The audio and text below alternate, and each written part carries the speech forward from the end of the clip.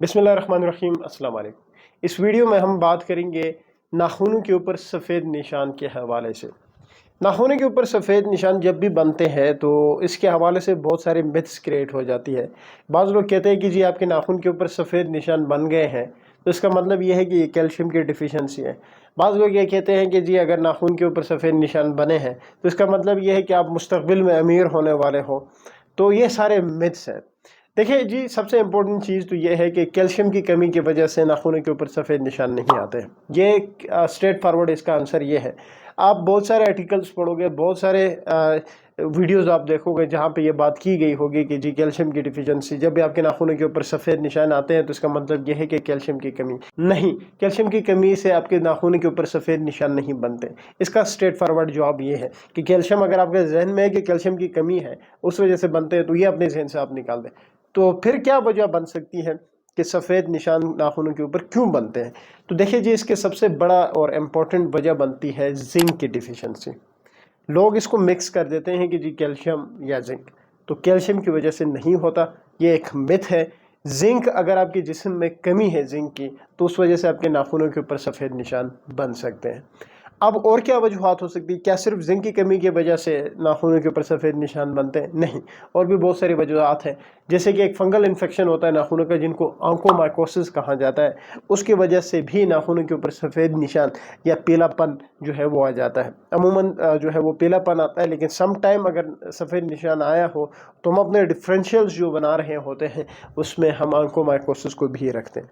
उसके अलावा क्या वजूहात हो सकती है? उसके अलावा हो सकती है नेल बाइटिंग, जो कि मोस्ट कॉमन है। मैं कहूँ मोस्ट कॉमन है तो ये गलत नहीं होगा कि ये हमारी हैबिट बन गई है, जो कि गंदी आदत है कि हम नाखूनों को चबा रहे होते हैं। जो नाखूनों को चबाना होता है इसको नेल बाइटिंग कहा जाता है। इसका नेल बाइटिंग का मतलब ये नहीं है आपने उस पर हथौड़ा मार दिया तो वो नेल बाइटिंग है, या इसका मतलब हरगिज़ ये नहीं कि आपने नाखून को पूरा चबा लिया, काट लिया सेंटर से, तो ये नेल बाइटिंग है। नहीं, आप ये जो जो बुरी आदत है लोगों की कि नाखूनों को जो बार बार खुरेदना है, जो बार बार जो काटते हैं खाते हैं, ये एक गंदी आदत है और इसको नेल बाइटिंग कहा जाता है। और इस वजह से भी जब आप जो है वो बहुत ज़्यादा नाखून को बाइट कर रहे होते हैं तो उस वजह से भी नाखूनों के ऊपर सफ़ेद निशान आ जाते हैं।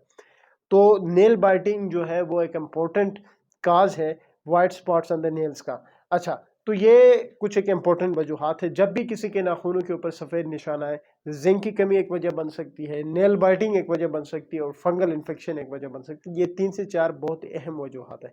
अब इसका इलाज कैसे किया जाता है? देखिए, जब आपके पास इस तरह के मरीज़ आएगा कि डॉक्टर साहब मेरे नाखूनों के ऊपर सफ़ेद निशान बने हैं, तो मैंने कैल्शियम की दवाइयाँ ली है, अमूमन यही कहते होते हैं, लेकिन फिर भी कोई फ़र्क नहीं पड़ा है, अब मैं क्या करूँ? तो आपने सबसे पहले पेशेंट को अच्छी तरह उसके नाखूनों को एग्जामिन करने होते हैं। जब आप एग्जामिन करोगे वहाँ पे फिर 2-3 चीज़ें देखोगे। सबसे पहले आप देखोगे कि फंगल इन्फेक्शन तो नहीं है। फंगल इन्फेक्शन जब होता है तो जो वाइट स्पॉट्स होते हैं नेल्स के ऊपर, उसके साथ साथ आपकी जो नेल्स हैं उनकी शेप बिगड़ जाती है।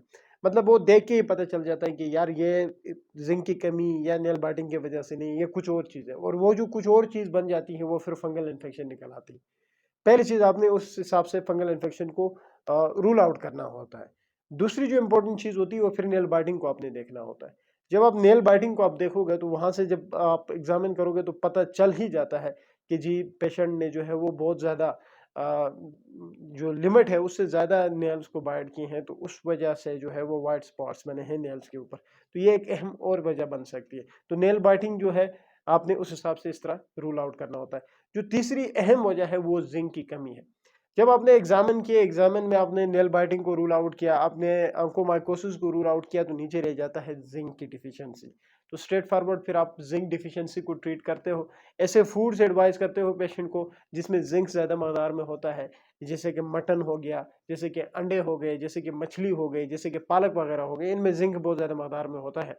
तो आप इस तरह के फूड्स भी एडवाइस कर रहे होते हो, और साथ ही आप जिंक के सप्लीमेंट्स दे रहे होते हो कि कम से कम 2 से 3 महीने तक इन जिंक सप्लीमेंट्स का इस्तेमाल करें, और उससे फिर आप दोबारा पेशेंट को अपने पास फॉलोअप पे बुलाएंगे तो पता चल जाएगा कि कितना फ़र्क आया।